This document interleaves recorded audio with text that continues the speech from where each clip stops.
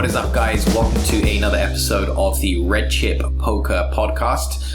This is Coach Weasel, and the topic of today's episode is ancient poker theorems. Now, to be fair, when we say ancient, we only really mean ancient with respect to the modern poker game. And the theorems we're going to be talking about stretch from about 2000s all the way through to about 2010.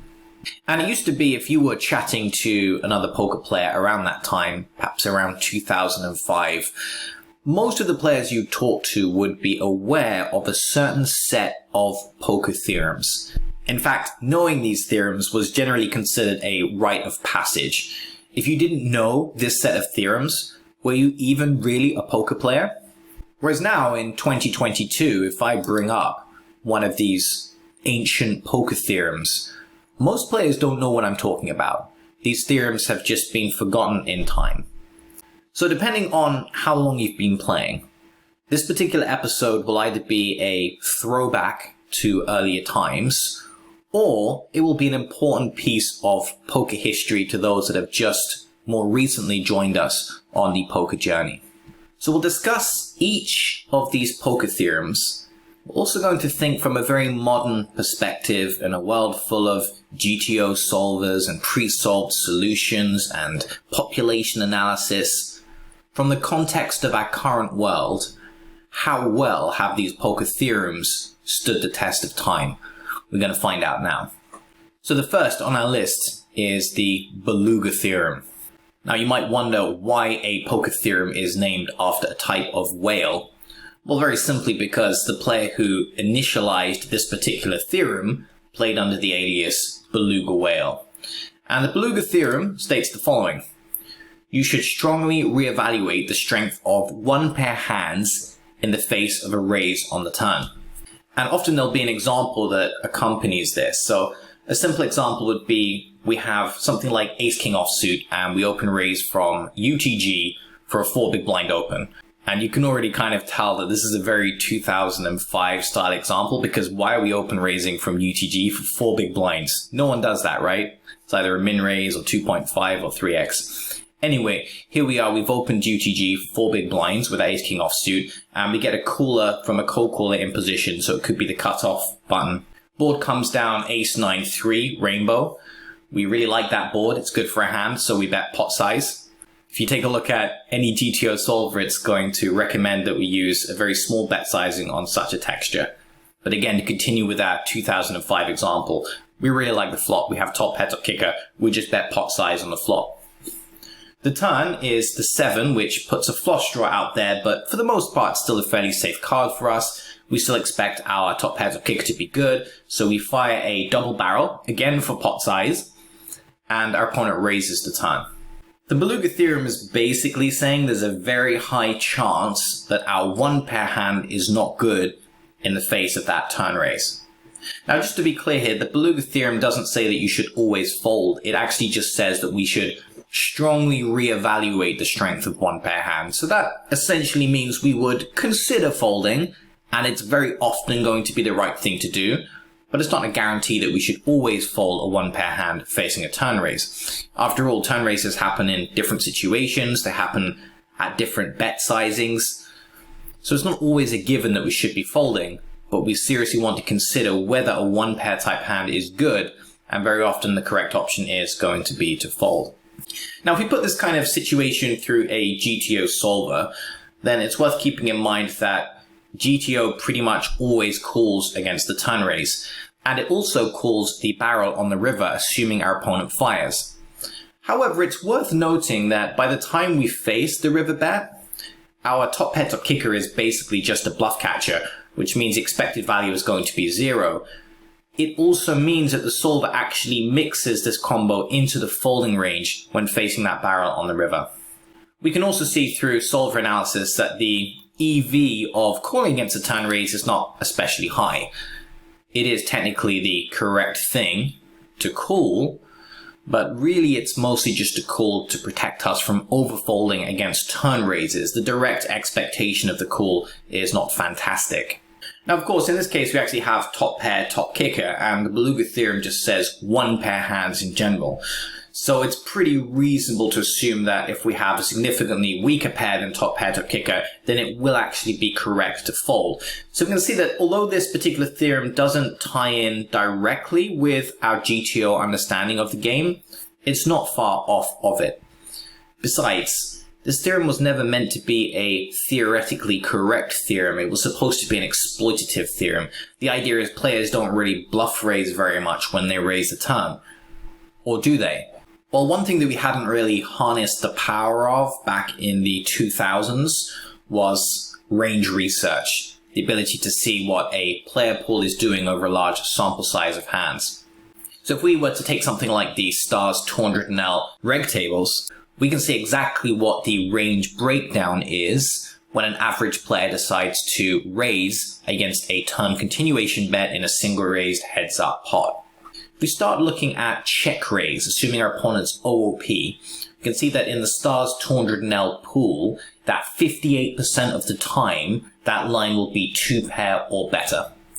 So it's not always a super strong hand, but it is most of the time 2-pair or stronger.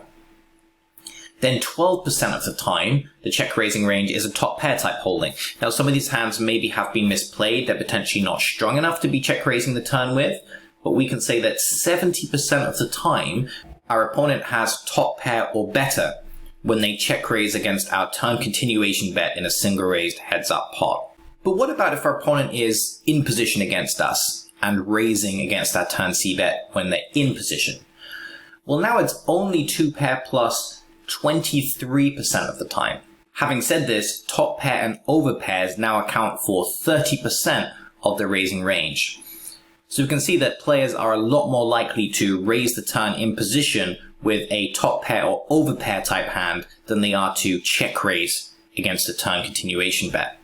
So has the Baluga Theorem stood the test of time? Well, for the most part, it's done a pretty good job, although we want to keep in mind it mostly should apply to check raises on the turn when facing a turn continuation bet. Not only will players raise a lot thinner with made hands when they are in position, but they are also more likely to raise with bluffs and semi-bluffs. Let's move on now to our next theorem, the Clarkmeister Theorem.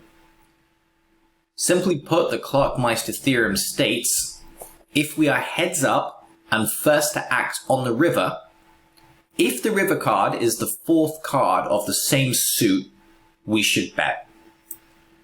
In other words, we're OOP on the river, the fourth card to a flush just got there. The Clarkmeister Theorem says we should always bet. And when it says we should bet, it basically means bluff. If you don't have a strong made hand, we should be bluffing in that spot because our opponent is likely to be scared of that fourth card to the flush and is going to be folding more frequently than in other situations. Now at the time this sounded very logical, but the problem is we didn't really have a decent way of verifying the theory.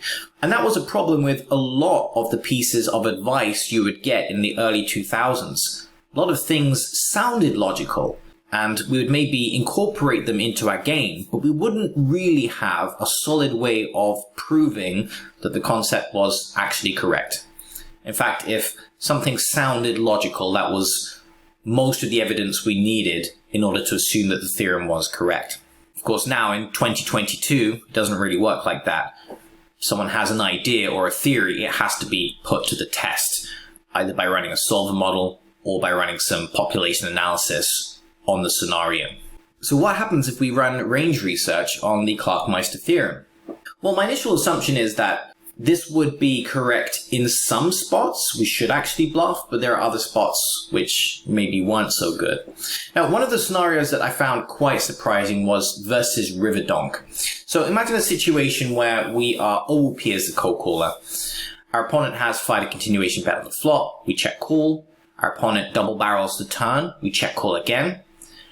And instead of allowing our opponent to fire the triple barrel on the river happens to be the fourth to a flush completing card, so we don't bet the river as a bluff.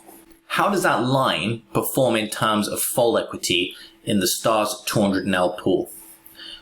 Surprisingly, this line generates 57% fold equity according to a fairly large database. In other words, if we check call twice and the fourth card to the flush completes on the river, it does seem that the Clarkmeister Theorem holds true and we should be bluffing in that spot. Remember, if we were to make a 2/3 pot size donk bet bluff on the river, it would only need to work 40% of the time, and population data suggests that we're getting 57% fold equity in a fairly high level poker pool. What about other positions? So for example, what about the river pro bet spot on the fourth card to a flush? According to range research, we get 62% fold equity. But that's maybe not so surprising because this is just a part of the game tree where we get a ton of fold equity anyway. It doesn't really matter whether the board's 4 to a flush or a draw bricking board. It's just a spot where our opponent usually doesn't have too much. So that's not really a very big surprise. Whereas if we take something like river donk bets, that's not usually a spot where we can bluff profitably against the average opponent. So the fact that we can bluff profitably on a 4 to flush river seems to be an argument in favor of the Clarkmeister Theorem. However, this doesn't mean the Clarkmeister Theorem is perfect. What about the scenario where we triple barrel OOP as the PFR? So we c-bet flop, c-bet turn, and then c-bet river. In general, it's very hard to generate profit with that line. Many players are not quite folding enough to the river triple barrel when they're in position for us to generate profit with a bluff. So what about on a 4 to flush river when we triple barrel bluff? Well, in this spot, we only get around 40% fold equity. So not only is that a low enough amount of fold equity where it doesn't seem like an attractive bluff spot anymore, but it actually underperforms versus other runouts. So for example, if we take a board texture where everything bricks, we can sometimes get 45 to 50% fold equity. So 4 to flush rivers actually result in less fold equity when we pull the trigger on the triple barrel. So you can see that the Clarkmeister Theorem is fairly good. It does seem to apply to a large number of spots. But now with the more detailed lens of range research, we can see that it doesn't apply to every situation. What about GTO for this spot? Well, although exploitatively we might be able to donk bet river on a 4 to flush river, according to GTO, this is something that we really don't do with a very high frequency. Sometimes GTO does donk bet the river, but usually those same hands are mixed into the checking range with a much higher frequency. Let's move on now to the Yeti Theorem. The Yeti Theorem is one of those theorems that, if you just think about the logic of it, it makes a lot of sense, and it's really easy to see how a 2005 online poker pro, in inverted commas, can see why this theory is logical and would believe in this theory. So the Yeti Theorem says a 3-bet on a dry flop, preferably paired, is almost always a bluff. And the reason why it says preferably paired is because a paired texture was considered to be the best example of the Yeti Theorem. Because, put simply, it's harder for players to connect hard with a paired texture. In a lot of cases, they either have the trips or they really don't have too much. So the idea is, if we imagine a very dry texture, something like A7-2 Rainbow, for example, or a dry paired texture like King Deuce, for example. And let's say our opponent fires continuation bet against us and we raise. Now, don't worry too much about what we're raising with. The point is, when our opponent 3-bets over the top, it's kind of hard to give him credit for having a strong hand, or at least this is what the Yeti Theorem says. And part of the belief here is that if our opponent did have something very strong, like trip kings, and faced a 2-bet on such a dry texture, he would nearly always slow play. It would be correct to do that. And it was just considered a correct part of poker strategy at the time, that if you had a very strong hand on a dry texture, then it wouldn't make sense to 3-bet the flop in this situation, for example. We would definitely just slow play. So the logic was, if all the strong hands get slow played, and there's a very narrow range of these strong hands anyway, even if they were to 3-bet, but if a large number or all of them slow played against a 2-bet, then what does the 3-bet range look like? Well, the 3-bet range has to be almost exclusively bluffs. So it sounds very logical on face value. but there's a big problem with the Yeti Theorem, especially in 2022. According to the data, the Yeti Theorem is simply not true. I mean, if you think about this in another way, this advice is basically saying if it's a dry texture, you should be playing back a lot against 3-bets. But we probably also know that a 3-bet on the flop is nearly always an extremely nutted line, and it's something we want to give a lot of respect to. The average player in 2022 still doesn't really have a 3-bet bluff range on the flop. There are so many players out there who would only ever 3-bet if they had a nutted holding on the flop, and they would never 3-bet as a bluff, regardless of the flop texture, regardless of whether it was a drawy texture or a dry texture. They simply have zero 3-bet bluff range on the flop. Once again, we can verify this kind of thing. So we can look specifically at what the range breakdown of the Stars 200NL pool looks like on a very dry texture or a very dry paired texture. And guess what? Although we do see some bluffs, it's a very small percentage of the overall range. The vast majority of holdings that are being 3-bet, even on these dry and paired dry textures, are nutted holdings. And there are some holdings which are slightly too weak. So there are some merges where maybe the player is overplaying their hand, where someone's maybe taken something like top pair weak kicker and 3-bet. So there are some merges, there are some bluffs, but the majority of the range is strong value. So Yeti Theorem has not stood the test of time, and it's very likely the Yeti Theorem was never a good theorem to begin with, even back in 2005. Now let's talk about Zeebo's Theorem. So Zeebo's Theorem says no player is capable of folding a full house on any betting round, regardless of the size of the bet. Now, without running any kind of analysis whatsoever, this is not true. And I know this because I'll fold a full house if it's the right situation for it. If it's a heavily dominated full house, I don't like the sizing, I'll make the fold.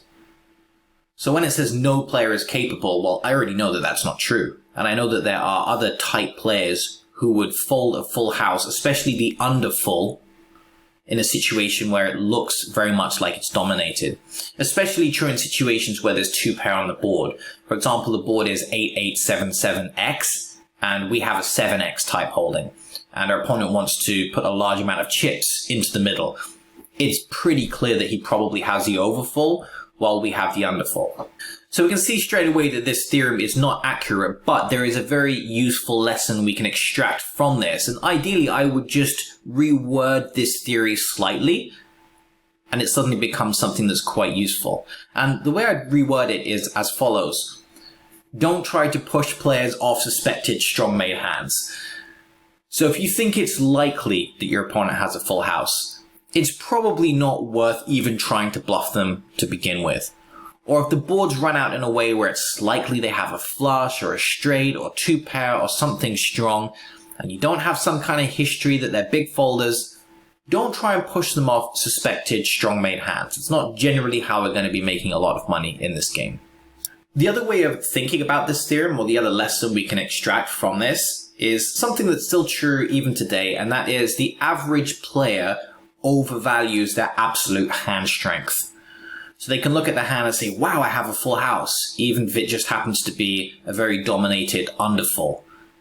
And they value that hand more than they should based on the absolute hand strength. And that's something we see even today.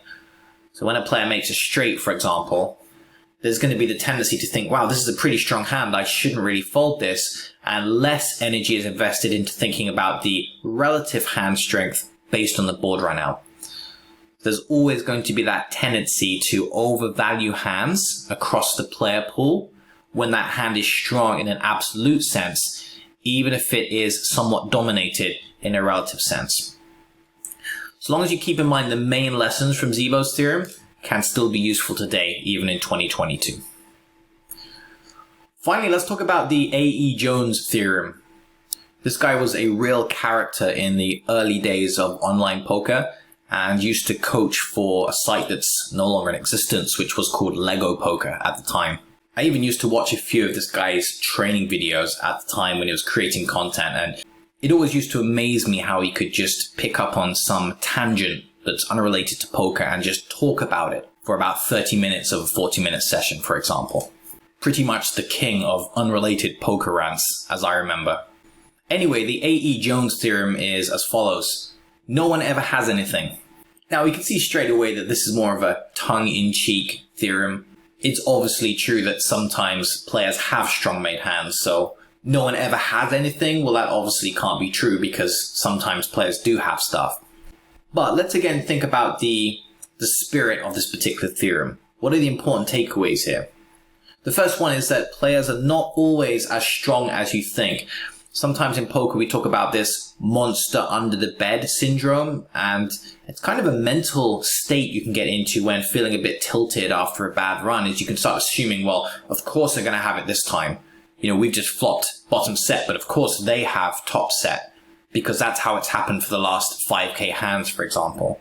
So just keep in mind that short-term variance, and when we look at the big picture, often players surprise us with how weak their holding is. They're repping something big and it turns out that they really aren't as strong as we initially think. It's kind of hard to make hands in Hold'em.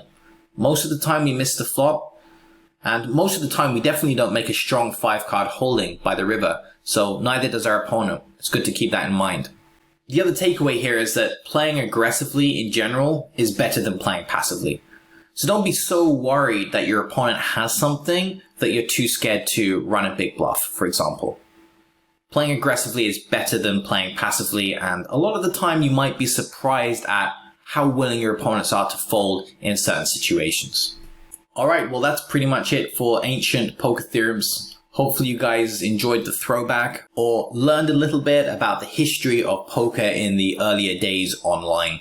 Thanks very much for listening, guys. This was Coach Weasel, and this was the Red Chip Poker Podcast.